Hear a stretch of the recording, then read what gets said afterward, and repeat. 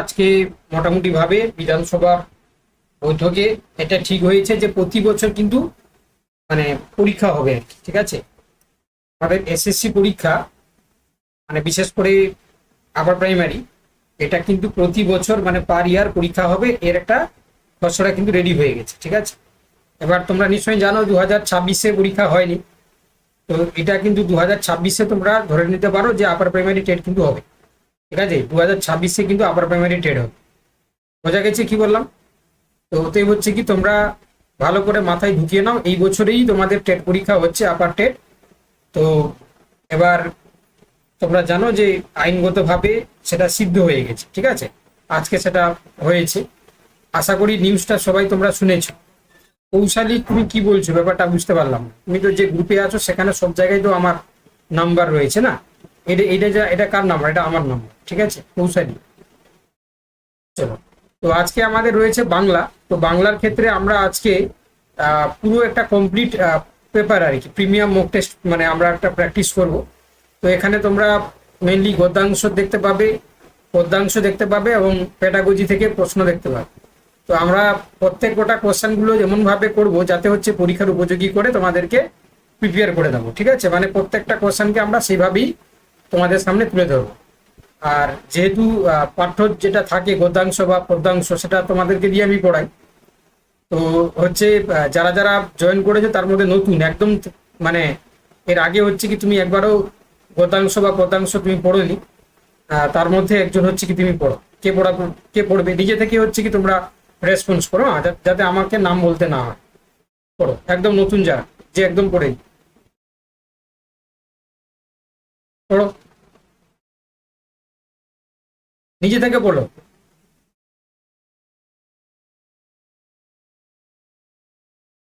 নাকি আমাকে বলে দিতে হবে? আচ্ছা, আমি দেখতে পাচ্ছি এখানে আহ দেবলিনা পড়ো, দেবলিনা একদম পড়ো, দেবলিনা পড়ো এটা।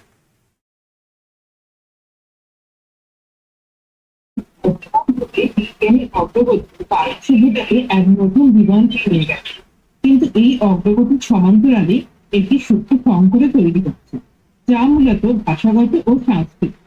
প্রযুক্তির কৃত্রিম বুদ্ধিমত্তা এআই এবং বিশ্বায়নের জোয়ারে আঞ্চলিক ভাষাগুলি আর অস্তিত্বের সংকটে ভুগছে।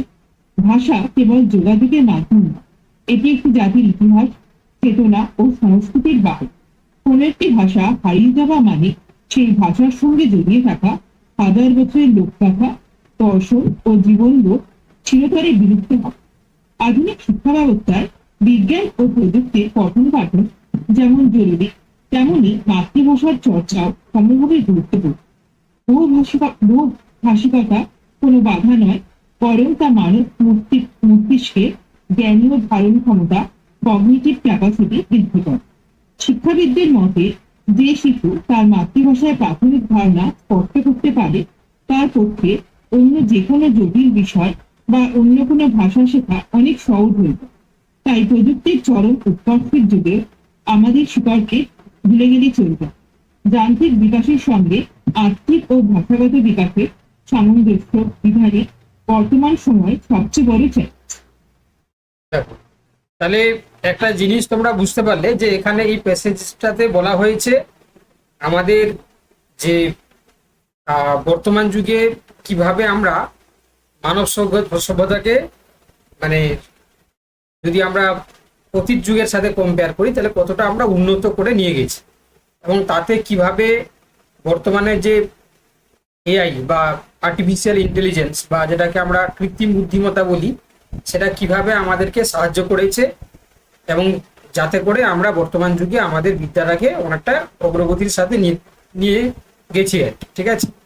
তো সেটাই এখানে বলেছে। তো আমি আর বেশি এখানে ডেসক্রাইব করছি না, কারণ খুব ছোট একটা প্যাসেজ দেওয়া হয়েছে এবং এটা পড়েও বোঝা যাচ্ছে, ঠিক আছে। তো ফার্স্ট কোশ্চেন বলেছে যে এই অনুচ্ছেদ অনুযায়ী একটি ভাষা হারিয়ে গেছে মূলত কি ক্ষতি হয়, একটি হারিয়ে গেলে মূলত কি ক্ষতি হয়। তো দেখো বলছে কেবল যোগাযোগের ক্ষেত্রে সাময়িক অসুবিধা হয়, সেই ভাষার সাথে জড়িত হাজার হাজার বছরের লক্ষ্যকথা বা দর্শন জীবনবোধ বিলুপ্ত হয়।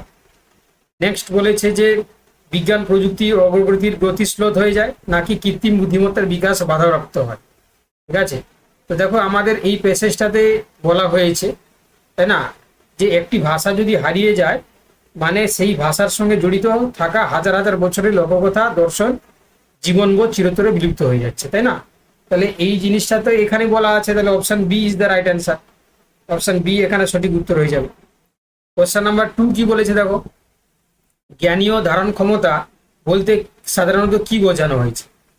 যান্ত্রিক দক্ষতা বৃদ্ধি, কেবল ব্যাকরণ মুখস্থ করার ক্ষমতা, মস্তিষ্কের চিন্তা, বোধ ও জ্ঞান অর্জনের মানসিক প্রক্রিয়া, দ্রুত যে কোনো বিদেশি ভাষা বলার ক্ষমতা। তাহলে এখানে মেনলি তোমরা বুঝতে পেরেছো অপশন সি যারা যারা বলেছো যে জ্ঞানীয় ধারণ ক্ষমতা মানে মস্তিষ্কের চিন্তা, বোধ, জ্ঞান অর্জনের মানসিক প্রক্রিয়া বা ক্ষমতাটাকে আমরা এখানে বলছি। চলো কোশ্চেন নাম্বার 3, শিক্ষাবিদদের মতে অন্য যে কোনো জটিল বিষয় শেখা কার পক্ষে সহজ হয়, তাই না? তাহলে শিক্ষাবিদদের যদি আমরা দেখি তাহলে বলেছে যে শিশু প্রথম থেকেই একাধিক বৈদেশিক ভাষা শেখে, যে শিশু প্রযুক্তির ব্যবহারে অত্যন্ত পারদর্শী, যে শিশু তার মাতৃভাষার প্রাথমিক ধারণা স্পষ্টভাবে গঠন করেছে, না যে কেবল ব্যাকরণ নিয়মাবলী মুখস্থ করেছে। দেখো আমাদের এখানে পরিষ্কারভাবে বলা আছে যে শিশু তার মাতৃভাষার প্রাথমিক ধারণা স্পষ্ট করতে পারে তার পক্ষে অন্য কোনো জটিল বিষয় বা অন্য কোনো ভাষা শেখা অনেক সহজ হয়ে যায়। তাহলে আমরা এখানে অপশন সিতে দেখতে পাচ্ছি, তাই না? তো আমরা অবভিয়াসলি অপশন সি করব। চলো কোশ্চেন নাম্বার 4, এখানে একটা সন্ধি বিচ্ছেদ দিয়েছে, তা আবার অগ্রগতি। তাহলে অগ্র প্লাস গতি নাকি অগ্র বিসর্গ আছে প্লাস গতি, নাকি অগ্রহ প্লাস গতি, অগ্রে প্লাস গতি। দেখো যারা যারা তোমরা ক্লাস করছো নিশ্চয়ই তোমরা অপশন ডি করবে না বা অপশন সি করবে না, বাকি থাকলো এ আর বির মধ্যে কনফিউশন, তাই তো? আমি দেখতে পাচ্ছি, তাও যেটা আমি মুখে বলছি সেটাও দেখতে পাচ্ছি যে অনেকে এ বলছে অনেকে বি বলছে, স্বাভাবিক, কারণ কেউ ডি কিংবা তোমার হচ্ছে কি সি বলবে। এবার দেখো এই যে অগ্রগতি, এই যে শব্দটিতে কোনো বিসর্গ বা স্বরসন্ধির জটিল নিয়ম কাজ করে না, এটি একটি সাধারণত খাঁটি বাংলা, তাই তো? তো এখানে আমরা দেখতে পাচ্ছি যে অগ্রগতি, তাই না? অগ্রগতি মানে অগ্রে গমন করেন যিনি, তাই না? তো অগ্র মানে হচ্ছে কি আগে, গতি এগিয়ে যাওয়া, তাই না? তাহলে এখানে কোনো আমরা কিন্তু বিসর্গ বসবো না, অগ্রগতি মানে অগ্র প্লাস গতি, তাই না? যারা যারা এখানে তোমরা অপশন এ করবে না তারাই কিন্তু হচ্ছে কি সঠিক উত্তর পাবে, ঠিক আছে? এখানে বিসর্গ আসবে না, তাই না? যেহেতু হচ্ছে কি এখানে কোনো স্বরসন্ধি জটিল নিয়ম এখানে কাজ করছে না, তো এখানে বিসর্গ আসবে না, এটা নর্মাল হচ্ছে কি অগ্র প্লাস গতি হবে। আচ্ছা এবারে বলেছি দেখো সংস্কৃত শব্দটি কোন উপসর্গ থেকে এসছে। দেখো সংস্কৃতি। দেখো সংস্কৃতিকে যদি আমরা ভাঙি, তাই না, তাহলে এটা একটা তোমরা জানো যে সমযুক্ত কৃতি, তাই না? সংস্কৃতি যদি আমরা দেখি, সংস্কৃতি এটাকে যদি আমি ভাঙি তাহলে কি আসবে? সমযুক্ত কৃতি। দেখো ভালো করে শুনবে, তাহলে এই যে সংস্কৃত বা তৎসম উপসর্গ অনুযায়ী এই যে সংস্কৃতি শব্দটি মূল উপাদানের বিশ্লেষণ যদি আমরা করি তাহলে কি পেলাম আমরা? সমযুক্ত কৃতি। এবারে এখানে সোম মানে হচ্ছে উপসর্গের মস্তিষ্কের সন্ধির নিয়ম অনুসারে অনুস্কার হচ্ছে কি তোমার পরিণত হয়েছে, তাই না? অনুস্কার হয়ে গেছে, তো সেই জন্য হচ্ছে কি আমরা এখানে মূল যদি উপসর্গ দেখি তাহলে আমরা এটা পাবো কি সোম। ওকে, তাহলে উত্তর হয়ে যাবে কি এখানে আমরা এই যে সংস্কৃতির যে উপসর্গ, তাহলে সেটা হচ্ছে কি তোমার সোম, দন্তেশ ময় হর্ষন্ত। ওকে, এটা খুব ভালো কোশ্চেন, পরীক্ষার জন্য পেসেজ অনুযায়ী যদি ধরা হয় তাহলে খুব ভালো কোশ্চেন। চলো কোশ্চেন নাম্বার 6, গদ্যাংশ অনুযায়ী বর্তমান সময়ের সবচেয়ে বড় চ্যালেঞ্জ কি, তাই না? তাহলে এই যে গদ্যাংশ যেটা আমরা পড়লাম, তো বলেছে সম্পূর্ণভাবে প্রযুক্তির উপর নির্ভরশীল হওয়া, যান্ত্রিক বিকাশের সাথে আত্মিক ও ভাষাগত বিকাশের সামঞ্জস্য বিধান করা, সমস্ত আঞ্চলিক ভাষা বাদ দিয়ে একটি মাত্র বিশ্বজনীন ভাষা গ্রহণ করা, নাকি শিক্ষা ব্যবস্থা থেকে বিজ্ঞানের পঠন পাঠন কমিয়ে দেওয়া। আমি দেখতে পাচ্ছি মেজর অফ দ্য স্টুডেন্ট যারা ক্লাস করছো আজকে তোমরা সবাই কিন্তু অপশন বি বলেছো, এবং এটা দেখে আমার খুব ভালো লাগছে, একদম তোমরা কিন্তু সঠিক উত্তরটাই বলেছো। তাহলে এই গদ্যাংশ অনুযায়ী যদি আমরা বর্তমান জীবনের সবচেয়ে বড় চ্যালেঞ্জ দেখি তাহলে যান্ত্রিক বিকাশের সাথে আত্মিক বা ভাষাগত বিকাশের একটা সামঞ্জস্য বিধান করা, তাই না? চলো এবার দেখো একটা সোজা কোশ্চেন রয়েছে, বিলুপ্ত শব্দটি বিপরীতার্থ শব্দ। এখানে বলেছে লুপ্ত, প্রকাশমান বা বিদ্যমান, অন্তর্হিত নাকি ধ্বংসপ্রাপ্ত। তো দেখো এটা খুব সোজা কোশ্চেন, বিলুপ্ত মানে হচ্ছে কি যেটা লুপ্ত হয়ে যাচ্ছে, মানে যেটা ভেনিশ হয়ে যাচ্ছে, তাই না? তাহলে বিলুপ্ত হয়ে যাওয়া মানে যে হচ্ছে কি প্রকাশ্য হচ্ছে, তাই না? প্রকাশ্যমান বা বিদ্যমান, তাই না? তাহলে এটা কিন্তু খুব সোজা কোশ্চেন, এটা আশা করি সবাই তোমরা পারবে, কারোর ক্ষেত্রে সমস্যা হবে আর কথা নয়। তবে আমি দেখতে পাচ্ছি প্রায় 32 জন ক্লাস করছো, এখানে উত্তর কিন্তু দিচ্ছে প্রায় ওই, না তাও অনেকেই দিচ্ছে, বলা যাবে না, সাতের অ্যান্সার কিন্তু অনেকেই দিচ্ছে। যাই হোক, অনেকেই দিচ্ছে, আমি আর কিছু বললাম না। চলো কোশ্চেন নাম্বার 8, বহুভাষিক কোনো বাধা নয়, বাক্যটিতে কোনো কোন পদটি কি ধরনের পদ, ঠিক আছে? কোনো এই পদটি, কোনো পদটি কি ধরনের পদ, দেখো বহুভাষিক, বহুভাষিকতা কোনো বাধা নয়, তাহলে এখানে কোনোটা কি ধরনের হচ্ছে কি পদ আর কি বলছে, বিশেষের বিশেষণ, সর্বনামের বিশেষণ, ক্রিয়া বিশেষণ নাকি অব্যয়, তাই না? তো এখানে একটু তোমাদেরকে মনে হয় মানে বলে দিতে হবে, দিলে তোমরা হয়তো সবাই বুঝতে পারবে, তাই না? কারণ এটাকে আমরা তেমন ভাবে তোমাদেরকে হয়তো বলিনি আগে, তো আমি একটু তোমাদেরকে বলে দিছি, শোনো। এখানে এই যে বহুভাষিকতা কোনো বাধা নয়, এখানে বাক্যে কোনো কোনো শব্দটি মূলত একটি সর্বনাম পদ, যা এখানে বাধা পদের হচ্ছে মাত্রা বা অনির্দিষ্টতা প্রকাশ করতে ব্যবহৃত হয়, তাই না? তাহলে কি বললাম, এটা একটা সর্বনাম পদ। কেন সর্বনাম পদ? কেন সর্বনাম পদ? সর্বনাম কেন আমি সর্বনাম করলাম? তোমরা তো অনেকেই বলছিলে যে ক্রিয়া, ক্রিয়া বিশ্লেষণ, কেননা তোমরা দেখলে যেহেতু বাধা নয় তার সামনে বসেছে বলে, তো তোমরা হয়তো ভেবেছো যে এটা ক্রিয়া বিশ্লেষণ, কিন্তু দেখো এটাকে আমি কি বললাম না, সর্বনাম পদ। তার কারণ হচ্ছে কি, দেখো এই যে বাধা নয়, বাধাটা হচ্ছে কি তোমার এখানে কিন্তু কি বলে দেখি, বাধাটা হচ্ছে কি এখানে বিশেষ্য পদ, বিশেষ্য, নট এ ভার্ব, মানে নট এ ক্রিয়া। ভালো করে শুনবে, তাহলে কি বললাম, এখানে বাধাটা হচ্ছে বিশেষ্য পদ। তো এই বিশেষ্য পদের মাত্রা বা অনির্দিষ্টতা প্রকাশ করতে ব্যবহৃত হয়েছে কোন, তাই না? তাহলে যখন সর্বনাম পদ বিশেষণের কাজ করে, তাকে আমরা সর্বনামের বিশেষণ বা সর্বনামীয় বিশেষণ বলি, তাই না? তো সেই জন্য আমরা এখানে কি করব না, এটা হচ্ছে কি তোমার অপশন, আমরা কি করব না, বি এরটা করবো, সর্বনামের বিশেষণ। ওকে, আমি আবার বলছি, বহুভাষিকতা কোনো বাধা নয়, এখানে বাধাটা হচ্ছে কি বিশেষ্য পদ, তার সামনে যেহেতু কোনো বসেছে, কোনো বাধা নয়, তো সেই জন্য আমরা এখানে বলছি যে এটাকে বলছি সর্বনাম পদ। বুঝতে পেরেছো? এটা সর্বনাম হিসাবে কাজ করছে, এটাকে আমরা সর্বনামের বিশেষণ বা সর্বনামীয় বিশেষণ আমরা বলতে পারি, ঠিক আছে? যারা যারা অপশন বি বলেছিল তোমরা তোমরা কিন্তু হচ্ছে সঠিক উত্তর বলেছে। চলো কোশ্চেন নাম্বার 9, অনুচ্ছেদে উল্লিখিত কৃত্রিম বুদ্ধিমত্তা শব্দবন্ধটি ব্যাকরণগতভাবে কি, ঠিক আছে? তাহলে কৃত্রিম বুদ্ধিমত্তা শব্দবন্ধটি ব্যাকরণগতভাবে কি, ক্রিয়াপদ, বিশেষণ ও বিশেষ্য পদের সংযোগে গঠিত পদগুচ্ছ, অব্যয় পদ নাকি সর্বনাম পদ? দেখো তাহলে এখানে কি আছে বলো দেখি, যে কৃত্রিম বুদ্ধিমত্তা, তাই না? তাহলে এখানে কৃত্রিম হচ্ছে কি, কি বলে দেখি, কৃত্রিম, আর্টিফিশিয়াল বা কৃত্রিম, এটা কি বলে দেখি, এটা হচ্ছে কি তোমার অ্যাডজেক্টিভ, তাই তো? বিশেষণ, বিশেষণ মানে যেটাকে আমরা অ্যাডজেক্টিভ বলি, অ্যাডজেক্টিভ, ঠিক আছে? আচ্ছা, আর বুদ্ধিমত্তাটা কি বলে দেখি, এটা হচ্ছে কি গুণবাচক বিশেষ্য, তাই তো? এটা হচ্ছে তোমার গুণবাচক বিশেষ্য, গুণবাচক বিশেষ্য। বিশেষ্য মানে কি গো, ইংলিশে আমরা কি বলি, নাউন বলি, তাই তো? নাউন। তাহলে সেক্ষেত্রে কৃত্রিম বুদ্ধিমত্তা হচ্ছে বিশেষণ এবং হচ্ছে কি তোমার বিশেষ্য পদের হচ্ছে কি তোমার সংযোগে গঠিত শব্দগুচ্ছ, ঠিক আছে, পদগুচ্ছ। তাহলে অপশন বি যারা যারা বলেছো একদম সঠিক উত্তর, তাই না? সবাই বুঝতে পারছো তো? এই যারা যারা ক্লাস করছো সবাই বুঝতে পারছো তো? একটু তোমরা সিসি বলে লিখো তো, সিসি মানে ক্রিস্টাল ক্লিয়ার। আর যদি সমস্যা থাকে তাও বলতে পারো যে বুঝতে পারছি না, তাই না? যদি মনে হয় যে বুঝতে পারছো না, তাহলে তোমরা সিসি বলে লিখতে পারো, সিসি মানে ক্রিস্টাল ক্লিয়ার। আর যদি হচ্ছে কি তোমার মনে হয় যে বুঝতে পারছো না, তাহলে লিখো নট ক্লিয়ার, নট ক্লিয়ার, ঠিক আছে?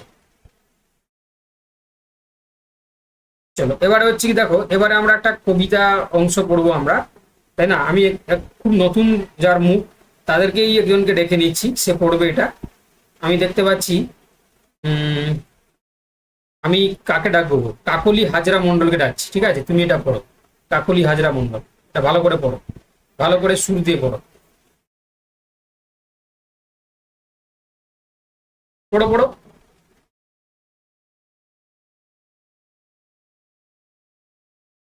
কাকলি হাজরা মন্ডল, শুনতে পাচ্ছ? দেরি করো না বাবা, পড়ো, আরে পড়তে পারবে, পড়ো। হ্যাঁ, স্যার, আমি পড়বো। হ্যাঁ, পড়ো পড়ো পড়ো। জীবনে এই পথ চলাতেই আনন্দ, মেঘের পরে মেঘ জমেছে, কাটবে এ দ্বন্দ্ব। রুক্ষ মাটি জল চাইছে, চাতক পাখি ব্যাকুল, ঝড় আসুক না, ভাঙুন না হয় নদীর দুটোকুল। নতুন কলি জমবে তবেই, জাগবে নতুন প্রাণ, চাষি আবার গাইবে মুখে নতুন ভোরের গান। আমরা যদি থমকে দাঁড়াবো ঝড়ের মরণ ভয়ে, সৃষ্টি তবে থমকে যাবে এই পুরনো ক্ষয়। চলবে তবে নবীন যাত্রী, বাঁধো বুকে বল, ভাঙা প্রাচীর পেরিয়ে চলো, ছিঁড়ে যতবার। একদম, দেখো তাহলে এখানে কবিতাটা যদি আমরা ভালো করে লক্ষ্য করি, দেখো বলছে আমাদের এই পথ চলাতেই আনন্দ, তাই না? এই লাইনের মানে সবাই বুঝতে পেরেছো। এবার বলেছে মেঘের পরে মেঘ জমেছে, কাটবে এ দ্বন্দ্ব। ঠিক আছে, তো দেখো মেঘের পরে মেঘ জমা মানে কি বুঝতে পেরেছো, এটা একটা উপমা অর্থে বলা হয়েছে। তাহলে সেখানে হচ্ছে কি সেই দ্বন্দ্ব বা সেই যে মানে আগে যে একটা বাধা সেটা কিন্তু কেটে যাবে বলে কবি মনে করছে। আচ্ছা, রুক্ষ মাটি জল চাইছে, চাতক পাখি বেকুল, তাই না? মানে একটা কি হয়, দীর্ঘদিন ধরেও বৃষ্টি হচ্ছে না। এই ধরো এখনকার সময় বলো না, যে আমরা সবাই অপেক্ষায় বসে আছি যে বৃষ্টিটা হলে ঠান্ডা পড়বে, তাই না? খুব গরম, খুব হচ্ছে কি কষ্ট হচ্ছে সবার। তো সেই জন্য বলছে এখানে রুক্ষ মাটি জল চাইছে, মানে মাটিটা পুরো শুকিয়ে গেছে। রুক্ষ মানে শুকিয়ে যাওয়া আর কি, মাটি জল চাইছে। চাতক পাখি বেকুল, তোমরা জানো চাতক হচ্ছে পাখি, বৃষ্টির জল খায়। ঠিক আছে, সে হচ্ছে কি বৃষ্টির জন্য অপেক্ষা করে আছে, তাই না? ঝড় আসুক না, ঝড় আসুক না, ভাঙুক না হয় নদীর দুটো কূল। মানে দেখো তাহলে এতটাই সে উদ্গ্রীব হয়ে পড়ে আছে যে আসুক, ঝড় এলে তোমরা জানো ক্ষতি হতে পারে, তাই না? বা হতে পারে যে নদী দুটো কূল যদি ভেঙে যায়, তাহলে তোমরা জানো গ্রামে প্লাবিত হতে পারে, মানে বন্যা আসতে পারে। এই যে তবে ও বলছে দেখো যে নতুন কলি জমবে তবেই জাগবে নতুন প্রাণ, তাই না? যদি নদীর কূল ভেঙে যায় তাহলে সেখানে পলি জমবে, তাই না? যদি বন্যা হয়, বন্যায় তোমরা জানো একটা পলি জমবে গ্রামে, তাহলে সেখানে ওই পলি মাটিতে উর্বর মাটি, আর সেখানে জাগবে নতুন প্রাণ। ঠিক আছে, চাষি আবার গাইবে মুখে নতুন ভোরের গান, তাই না? যদি পলি মাটি পড়ে যায়, সেখানে নতুন যদি শস্য দ্বারা বপন করে চাষি, তাহলে সেখানে তাদের শস্য ভান্ডার ভরে উঠবে, তাই না? তাহলে চাষি আনন্দে কি হবে, দেখো নতুন ভোরের গান গাইয়ে উঠবে। আমরা যদি থমকে দাঁড়াবো ঝড়ের মরণ ভয়ে, সৃষ্টি তবে থমকে যাবে এই ভুবনের ভয়ে, তাই না? যদি আমরা এই ঝড়ের ভয়ে যদি আমরা সবাই থমকে যাই, তাই না, আমরা যদি ওটাকে বাধা সৃষ্টি করি, তাহলে কিন্তু সেই ভুবন সৃষ্টিটা থমকে যাবে, সে আর নতুন সৃষ্টি করতে পারবে না। আচ্ছা, চল রে তবে নবীন যাত্রী, বাঁধো বুকে বল, ভাঙা প্রাচীর বেরিয়ে চলো, ভাঙা প্রাচীর পেরিয়ে চলো, ছিঁড়ে জোটা যা, তাই না? তাহলে এখানে কবি আহ্বান করছেন যে নতুন যারা নবীন যাত্রী, তোমরা বুকে বল বাঁধো, মানে নতুন করে বুকে শক্তি অর্জন করো, সাহস অর্জন করো, যাতে করে আমরা সামনের দিকে এগিয়ে যেতে পারি। ঠিক আছে, তো চলো তাহলে এখানে যে কবিতাটা আমরা পড়লাম বা বুঝলাম, ঠিক আছে, তার এর সাপেক্ষে হচ্ছে কি আমরা উত্তরগুলো করে নেওয়ার চেষ্টা করি। ফার্স্ট কোশ্চেন বলেছে দেখো, কবি কোন বিষয়টিকে আসল আনন্দ খুঁজে পেয়েছে? লক্ষ্যস্থলে পৌঁছানোর পর বাধা বিপত্তিহীন সরল পথে, নিরন্তর পথ চলার মধ্যেই মেঘমুক্ত পরিষ্কার আকাশে, তাই না? তাহলে এখানে যদি আমরা ভালো করে লক্ষ্য করি, তাহলে অবভিয়াসলি এখানে কি হবে, নিরন্তর পথ চলারই মধ্যেই, তাই না? আমাদেরকে থমকে গেলে হবে না, আমরা যাতে হচ্ছে নিরন্তর মানে একদম মানে ক্লান্তিহীন ভাবে আমরা যদি এগিয়ে চলতে পারি, তাহলে তাতেই কিন্তু আমাদের আনন্দ আছে, তাই না? আমরা যদি একটা নির্দিষ্ট জায়গায় পৌঁছে যদি আমরা থমকে যাই, আটকে যাই, তাহলে কিন্তু সেই হচ্ছে আনন্দ আমরা পাবো না, তাই না? তাহলে নিরন্তর যদি আমরা পথ চলতে পারি, তাহলে সেখানে কিন্তু হচ্ছে কি তার মধ্যে একটা আনন্দ পাওয়া যায়, তাই না? এখানেই কবি এই বিষয়টাকে তিনি তুলে ধরেছেন, তাই না? চলো এবারে বলেছে দেখো, নদীর দুটো কূল ভাঙা, কবিতা অনুযায়ী কিসের প্রতীক বা ইঙ্গিত দিয়েছেন? দেখো এখানে নদীর যে কূল ভাঙা, এটা মানে কিন্তু সরাসরি কিন্তু নদীর কূল ভাঙা কথা বলা নেই।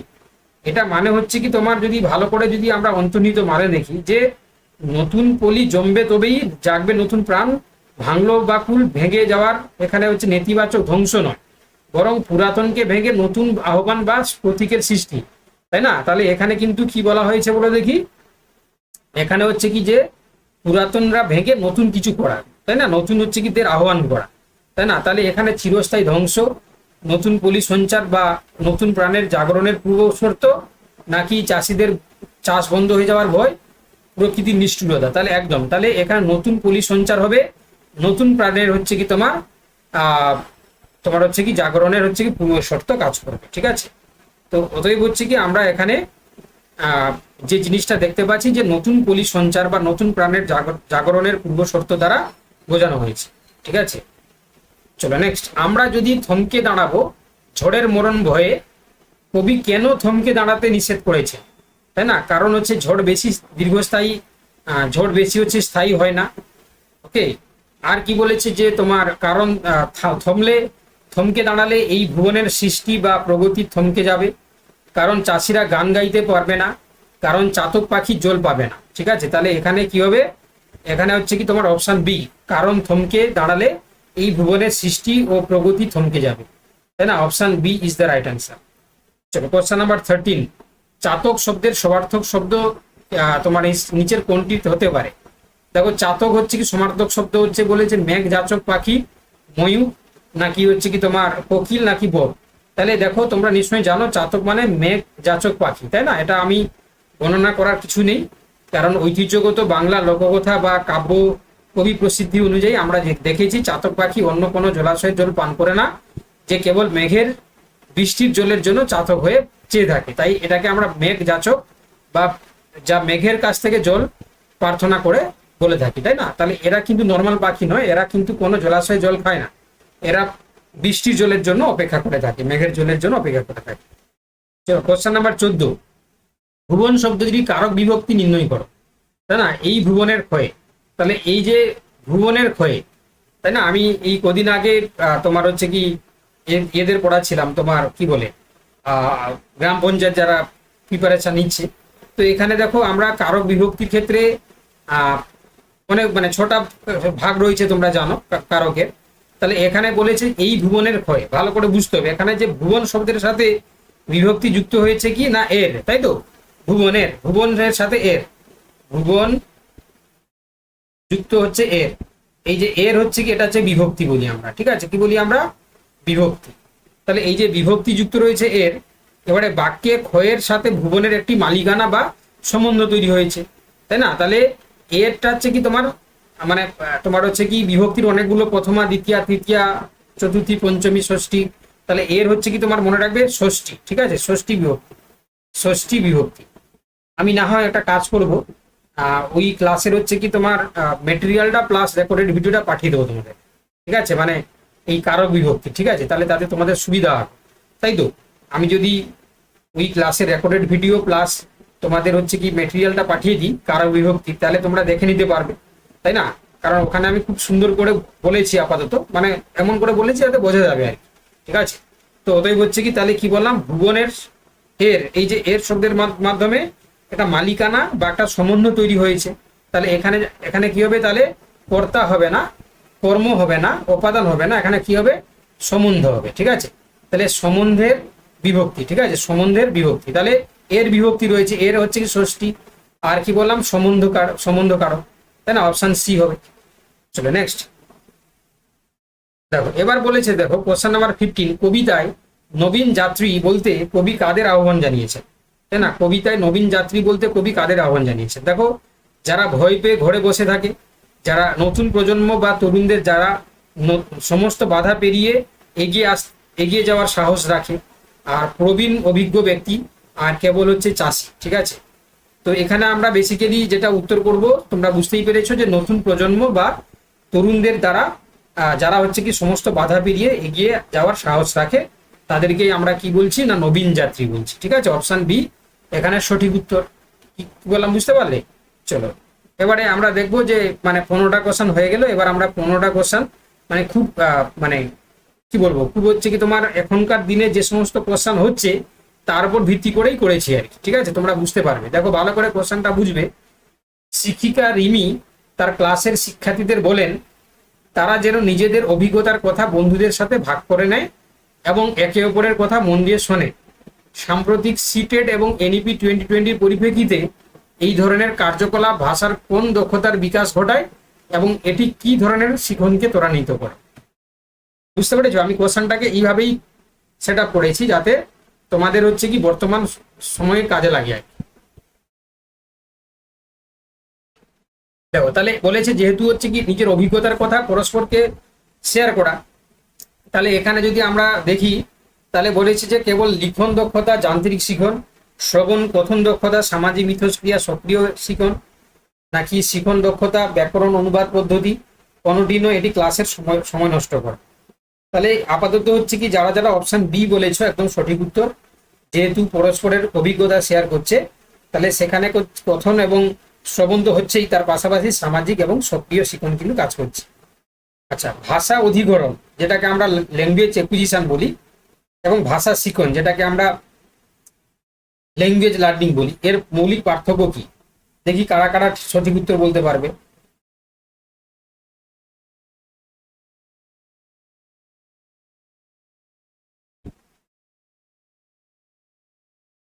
ঠিক আছে, বলো কি হবে।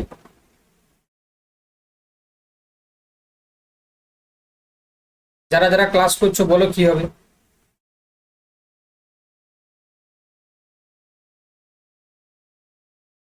বলো, একদম যারা যারা তোমরা ক্লাস করছো সবাই বলো, কারণ আমাদের ক্লাসে, আচ্ছা কি হলো ব্যাপারটা, 17 নাম্বার কোশ্চেন তোমরা 15 কেন বলছো? কালীপদ 15 নাম্বার কোশ্চেনের কেন উত্তর দিচ্ছে? ব্যাপারটা বুঝলাম না। দেখো, তাহলে এখানে হচ্ছে কি option B is the right answer. ভাষা অধিগ্রহণ মূলত স্বাভাবিক ও অবচেতন পরিবেশগত প্রক্রিয়া, যেখানে ভাষা শিখন হলো সচেতন এবং নিয়ম ভিত্তিক প্রাতিষ্ঠানিক একটা প্রক্রিয়া। ঠিক আছে, ভালো করে মনে রাখবে। চলো কোশ্চেন নাম্বার 18।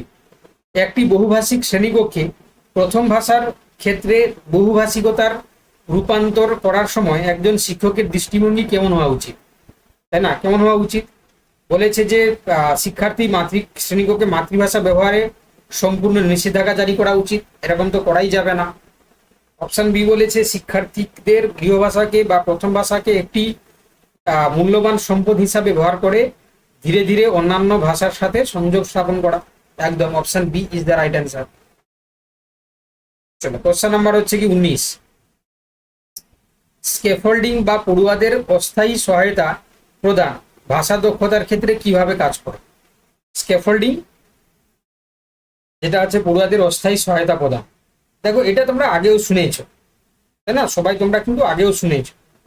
তাহলে এটা মূলত হচ্ছে কি যারা যারা তোমরা অপশন বি বলেছো একদম সঠিক, যে ভাষা শিখনের ক্ষেত্রে শিক্ষার্থী যেখানে আটকে যাচ্ছে সেখানে শিক্ষক সংকেত বা প্রম্পট বা আংশিক কাঠামো দিয়ে সাহায্য করা, তাই না। মানে অ্যাকচুয়ালি আমরা যেটা বলে থাকি যে স্ক্যাফোল্ডিং মানে কি, যে তাকে হচ্ছে কি ধরিয়ে দেওয়া বা তাকে হচ্ছে কি তোমার এমন কিছু মানে তাদেরকে ইনপুট দেওয়া যাতে করে তারা আরো জিনিসটা ইজিলি বুঝতে পারে বা তাদের অগ্রগতিটা আরো ভালো করে পায়, তো সেটা স্ক্যাফোল্ডিং। তাহলে এখানে আমরা যদি দেখি যে পড়ুয়াদের অস্থায়ী সহায়তা প্রদানের ক্ষেত্রে আমরা কিন্তু তাকে যেখানে আটকে আছে সেখানে ধরিয়ে দিচ্ছি, বা তাকে হচ্ছে কোনো প্রম্পট বা কোনো হিন্টস দিচ্ছি, বা কোনো আমরা তাকে কোনো একটা ধরিয়ে দেওয়া যেটাকে বলে। ঠিক আছে, অপশন বি। আচ্ছা, কোশ্চেন নাম্বার 20। যে ভাষা শিক্ষাদানের নীতি অনুযায়ী নিচের কোন গঠনমূলক পদ্ধতির বৈশিষ্ট্য? ঠিক আছে, প্রিন্সিপালস অফ ল্যাঙ্গুয়েজ টিচিং। তো এখানে ভালো করে তোমরা লক্ষ্য করো, এখানে বলে যে শিক্ষার্থীদের নিষ্ক্রিয় শ্রোতা হিসাবে শিক্ষকের কথা শুনবে বা মুখস্থ করবে, এরকম তো কিছু আমরা পড়িনি। শিক্ষার্থীরা তাদের পূর্ব জ্ঞানের উপর ভিত্তি করে এবং বাস্তব অভিজ্ঞতার সাথে সংযোগ স্থাপন করে সক্রিয়ভাবে নিজস্ব ভাষার জ্ঞান তৈরি করবে। একদম অপশন বি যারা যারা বলেছো একদম সঠিক। ঠিক আছে, আমি তোমাদেরকে মানে কোনো মানে বাড়াবাড়ি করে বলছি না, তোমাদেরকে এইটুকু বলতে পারি এই কোশ্চেনগুলো ভালো করে পড়ো। ঠিক আছে, এখানে তোমরা যা যা কোশ্চেনগুলো দেখতে পাবে এগুলো পরীক্ষার জন্য কিন্তু ইম্পর্টেন্ট। ঠিক আছে, ভালো করে মনে রাখো। চলো, একজন ডিসলেক্সিয়া আক্রান্ত শিক্ষার্থীদের ভাষার ক্ষেত্রে মূলত কোন ধরনের অসুবিধা দেখা যায়? তো ডিসলেক্সিয়া আমরা বহুবারই তোমাদেরকে পড়িয়েছি যে যারা হচ্ছে কি স্পেসিফিক লার্নিং ডিসেবিলিটিস, অর্থাৎ মানে কি বলবো, যে শিশুরা হচ্ছে কি তোমার বর্ণ চিনতে পারে না, তাই না, মানে বি কে ধরো ডি মনে করলো, তাই না, আমি বলে দিচ্ছি, দেখো ধরো বি লেখা আছে তাকে সে ডি মনে করলো, তাহলে সেক্ষেত্রে আমরা কি বলবো, যে কোনো লেখাপড়া বা অক্ষরের বিন্যাস চেনা বা গঠনগত হচ্ছে কি তোমার পঠনগত সাবলীলতার সমস্যা, তাকে আমরা ডিসলেক্সিয়া বলবো। চলো কোশ্চেন নাম্বার 22। শ্রেণীকক্ষে ভাষা মূল্যায়নের ক্ষেত্রে ফরম্যাট অ্যাসেসমেন্ট এর মূল উদ্দেশ্য কি? তাহলে ফরম্যাট অ্যাসেসমেন্টের মূল উদ্দেশ্য এখানে কি হওয়া উচিত? একদম, তাহলে এটাও কিন্তু বি হবে, যে পাঠদান চলাকালীন শিক্ষার্থীদের শিখন অগ্রগতি ও খামতিগুলি বুঝে শিক্ষক ও শিক্ষার্থীর উভয়ের জন্য ফিডব্যাক তৈরি করা এবং শিখনের মনোনয়ন ঘটানো আর কি, মানোন্নয়ন ঘটা, সরি।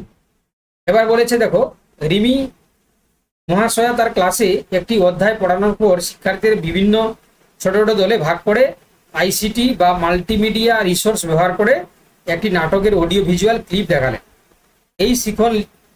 এই শিখন শিখন উপাদান ব্যবহারের সুবিধা কি, তাই না? তাহলে দেখো, তাহলে তিনি আগে প্রথমে শিক্ষার্থীদের ছোট ছোট দলে ভাগ করে আইসিটি মাল্টিমিডিয়া রিসোর্স ব্যবহার করে একটা নাটকের অডিও ভিজুয়াল ক্লিপ দেখাচ্ছে। তাহলে পরিষ্কার ব্যাপার।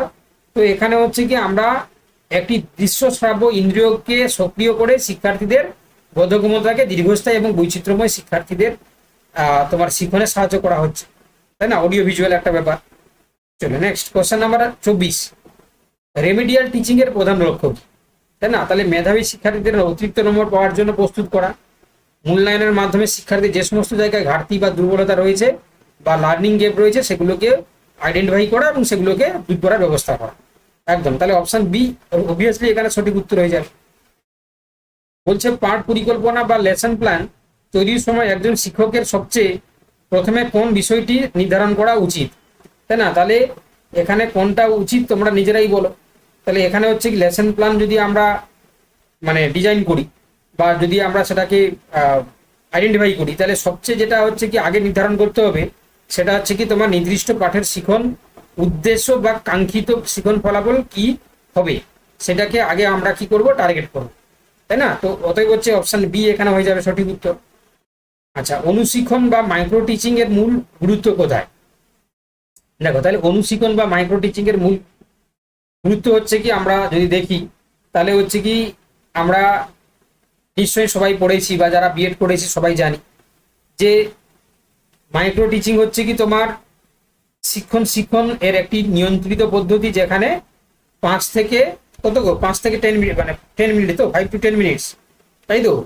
এবং সংখ্যাও কম, 5 to 10 হচ্ছে কি জন স্টুডেন্ট থাকবে এখানে, স্টুডেন্ট, এবং একটি বিষয়ের ছোট পরিধি ছোট করে একটি টিচিং স্কিলের তোমার হচ্ছে কি উপর কঠোর হচ্ছে কি তোমার অনুশীলন করা, তাই না? 5 to 10 আর হচ্ছে 5 থেকে 10 মিনিট, ঠিক আছে?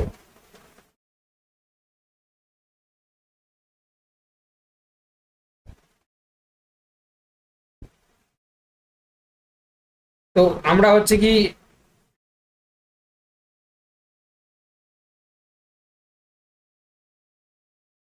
তাহলে কি করব আমরা এখানে উত্তরটা যদি আমরা করি তাহলে অপশন বি এরটা করব। নির্দিষ্ট একটি সময়ে একটি সুনির্দিষ্ট শিক্ষক দক্ষতার হচ্ছে কি তোমার উপর নিবিড় অনুশীলন ও তাৎক্ষণিক ফিডব্যাকের মাধ্যমে শিক্ষণকে তুলে ধরা, তাই না, বা নিখুঁত করা। তাহলে সেটাই হচ্ছে কি তোমার উত্তর হয়ে যাবে। চলো নেক্সট, এবার কি দেখো, নেক্সট যদি আমরা দেখি এখানে 27 নম্বর কোশ্চেন বলেছে ভাষা শিখনে ব্যাকরণের ভূমিকা সম্পর্কিত আধুনিক দৃষ্টিভঙ্গি কোনটি সমর্থন করে? ব্যাকরণ শিখনে ভাষা শিখনে ব্যাকরণের ভূমিকা সম্পর্কিত আধুনিক দৃষ্টিভঙ্গি কোনটিকে সমর্থন করে?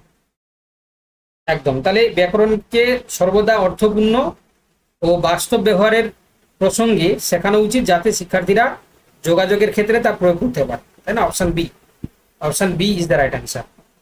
আচ্ছা, তোমাদের কোশ্চেনগুলো কেমন লাগছে বলো? যে কোশ্চেনগুলো করানো হচ্ছে এগুলো তোমাদের কেমন লাগছে বলো? কেমন লাগছে গো?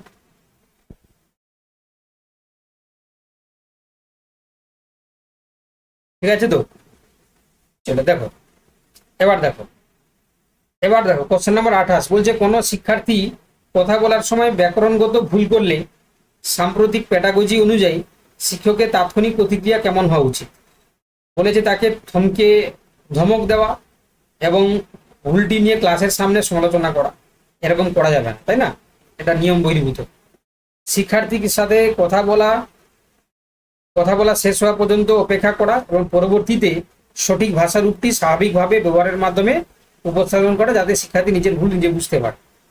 একদম, তাই না? একদম, option B is the right answer. চলো কোশ্চেন নাম্বার হচ্ছে কি 29। কম্প্রিহেন্সিভ ইনপুট বা বোধগম্য নিবেশ ধারণাটি কার ভাষা তত্ত্বের সাথে সম্পর্কিত এবং এর অর্থ কি? খুব গুরুত্বপূর্ণ একটা কোশ্চেন, তাই না? খুব গুরুত্বপূর্ণ কোশ্চেন। তাহলে এখানে যদি আমরা দেখি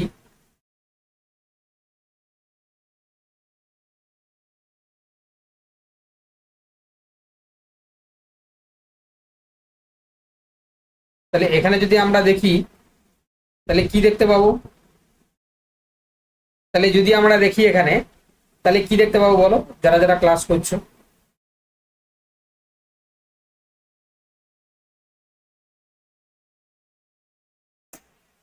একদিন পড়েছিলাম। ও, এটা তোমরা এটা করেছিলে? হ্যাঁ, ইংলিশে আমরা পড়েছিলাম, মানে এই কোশ্চেনটা না, মানে এই কম্প্রিহেনসিভ মানে এই থিওরিটা পড়েছিলে আর কি। ইংলিশে বলেছিলেন। ওকে ওকে, তাহলে এটা হচ্ছে কি তোমরা বুঝতেই পেরে গেছো। তাহলে তাহলে যারা যারা ক্লাস করছো বা সেই ক্লাসে যারা ছিলে তারা বুঝতে পেরে গেছিলে। এই যে I+10 দিয়ে বলেছিলাম না, তাই তো? তাহলে স্টিফেন ক্রাসেন শিক্ষার্থীদের বর্তমান ভাষা স্তরের চেয়ে সামান্য উচ্চ স্তরের ভাষা মানে পরিবেশন করা, যা যা তারা বুঝতে পারে, তাই না? তাহলে অপশন বি হবে, তাহলে স্টিফেন ক্রাসেন হবে। আমি তাও বলে দিচ্ছি, দেখো স্টিফেন ক্রাসেন হচ্ছে কি তোমার ন্যাচারাল অ্যাপ্রোচ তথ্যের অন্যতম স্তম্ভ হলো ইনপুট হাইপোথিসিস, তাই না? তো এই ইনপুট হাইপোথিসিস বা বোধগম্য নির্দেশ, তার মতে শিক্ষার্থীরা বর্তমান স্তর যদি আই হয় এবং তাকে ভাষা শেখানোর জন্য যদি I+1 স্তরের ইনপুট দিতে হয়, যা খুব সহজও নয় আবার খুব কঠিনও নয়, বরং বোধগম্য হয়। ঠিক আছে, তাহলে এটা হচ্ছে স্টিফেন ক্রাসেন, এটা হচ্ছে কি তোমার ন্যাচারাল অ্যাপ্রোচ বা ইনপুট হাইপোথিসিস নামে পরিচিত। ঠিক আছে, ইনপুট হাইপোথিসিস, ইনপুট হাইপোথিসিস। চলো নেক্সট, আমাদের আজকের কোশ্চেনে লাস্ট, মানে আজকে আলোচনা লাস্ট বলেছে ক্রমাগত এবং সামগ্রিক মূল্যায়ন বা কন্টিনিউয়াস এন্ড কম্প্রিহেন্সিভ ইভ্যালুয়েশনের সামগ্রিক কথাটি কি নির্দেশ করে? তো এটা তোমরা পারবে, তাই না? এটা যদি না পারো তাহলে হচ্ছে কি আর মানে আপার প্রাইমারিতে প্রিপারেশন নেওয়ার দরকার নেই, তাই না? কারণ এটা হচ্ছে কি তোমাদেরকে এতবার করিয়েছি, আমি এতবার তোমাদেরকে বলেছি। তো আশা করি হচ্ছে কি এই ধরনের কোশ্চেন এলে কোনোদিন ভুল করবে না, তাই না? শিক্ষার্থীদের শিক্ষাগত এবং সহ শিক্ষাগত বা যেটা আমরা বলি স্কলারিস্টিক এবং কো স্কলারিস্টিক উভয় ক্ষেত্রের এবং সামগ্রিক ব্যক্তিত্বের বিকাশ মূল্যায়ন করা। ঠিক আছে, option B is the right answer. ঠিক আছে, তাহলে এখানে বি হয়ে যাবে সঠিক উত্তর। চলো তাহলে, আচ্ছা এবার হচ্ছে কি দেখো, তাহলে যেহেতু আমাদের দেখো আপার প্রাইমারি টেটটা কিন্তু এই বছরই হবে, আমি যা পূর্বাভাস পাচ্ছি বা আজকের তোমরা দেখতে পেলে, আমরা 22 তারিখ আরো বেশি ক্লিয়ার হব। তোমরা জানো আজকে 18 তারিখ, আর 4 দিন বা 3 দিন পরে আমরা জানতে পারবো, তাই না? 22 তারিখে হচ্ছে কি SSC সংক্রান্ত বা নিয়োগ সংক্রান্ত অনেক কিছুই খবর আমাদের কাছে আসবে। তো অতএব হচ্ছে কি তোমরা জানো দীর্ঘদিন আমাদের আপার প্রাইমারি টেট হয়নি, কলকাতা হাইকোর্ট অলরেডি ডেডলাইন দিয়ে সেটা পেরিয়েই গেল। হ্যাঁ, তো যারা যারা তোমরা দীর্ঘদিন চাতকের মতন বসেছিলে আমি জানি, তাই না? তোমরা মানে কি বলবো, তোমরা হচ্ছে কি মূলত হচ্ছে কি মানে অনেক দিন, মানে বিশেষ করে কিছু জন রয়েছে, বলতেও খুব খারাপ লাগছে, যারা অনেকটাই এজেড হয়ে গেছে, তাই না? তারা একটা নির্দিষ্ট হচ্ছে কি পরীক্ষাকে কেন্দ্র করে তারা এতদিন পর্যন্ত হচ্ছে কি বসেছিল, তাই না? আমি আজকে মানে কি বলবো, আজকে একজনের সাথে দেখা হলো, তো সেক্ষেত্রে মানে মূলত হচ্ছে কি তোমার মানে কি বলবো, সে হচ্ছে কি তোমার ওই 2017 সাল থেকে পাস আউট আর কি, মানে মে। তো সে মূলত হচ্ছে কি তোমার মানে মানে বিয়ে টিয়ে করেনি, এবং হচ্ছে কি তোমার মূলত মানে একটা ফ্রাস্ট্রেশনে পড়ে গেছে আর কি। কেন না, কোনো চাকরি নেই, কিছু নেই, কোনো কাজ নেই। ঠিক আছে, সে বলছে যে স্যার কিছু একটা কাজ দেখে দিন, মোটামুটি আর ভালো লাগছে না। ঠিক আছে, মানে ডিপ্রেশনে পড়ছে আর কি, মানে খুব ভয়ানক একটা পরিস্থিতি তৈরি হচ্ছে। হুম, তো এই জায়গায় দাঁড়িয়ে একটা দিন এসছে, আশা করি সেই দিনগুলো কাটবে। আমরা আগেও বলেছিলাম যে মূলত হচ্ছে কি একটা যে এতদিনের যে নৈরাশ্য একটা চলছিল, সেটা আশা করি কেটে ভালো কিছু আসবে, সেটা আমরা আশাবাদী। এবং সেটা আশা করি হচ্ছে কি সেটা অনেকেই এবার থেকে যারা যারা এতদিন অপেক্ষায় ছিলে সেই সুযোগটা পাবে। ঠিক আছে, এবার যেহেতু হচ্ছে কি দেখো, এটাও ঠিক, এখন জনসংখ্যা বা আমাদের পপুলেশন অনেক বেড়েছে, কম্পিটিশনটাও সেইভাবে হাই হবে। ঠিক আছে, মানে এটা এটা কিন্তু হচ্ছে কি তোমাদেরকে মাথায় রাখতে হবে। তো সেই জন্য হচ্ছে কি যারা মানে এমন নয় যে তুমি পাস করে বসে আছো, দীর্ঘদিন চাকরি পাওনি, এবারে পরীক্ষায় বসলেই তুমি চাকরি পেয়ে যাবে, এমনটা নয়। তাহলে বুঝতেই পেরেছো যে একটা পরীক্ষার ক্ষেত্রে আগে যে রেশিওটা থাকতো, এখন রেশিওটা কতটা বাড়ছে, তাই না? তো সেই জায়গায় দাঁড়িয়ে প্রিপারেশনটাকেও সেইভাবে করতে হবে আর কি। আমার কথাটা আশা করি বুঝতে পারছো সবাই। যে এমন না যে শুধু তুমি পরীক্ষায় বসলেই পাস করে যাবে। হ্যাঁ, তো একটু খাটো, এবং আশা করি যদি কেউ ভালো করে খাটতে পারো বা এই জিনিসগুলো যদি কেউ ঠিকঠাক করে মাথায় ঢুকাতে পারো, তাহলে আশা করি পেয়ে যাবে। ঠিক আছে, এবং আমি তোমাদেরকে এইটুকু আশ্বস্ত করছি, তোমরা এই 2026-27-এর মধ্যেই তোমাদের কিছু না কিছু একটা হিললে হবে। ঠিক আছে, আমি এইটুকু বলতে পারি। ঠিক আছে, চলো তাহলে এতটাই থাকলো, পরের ক্লাসে আবার দেখা হচ্ছে। তোমরা সবাই ভালো থেকো, গুড নাইট।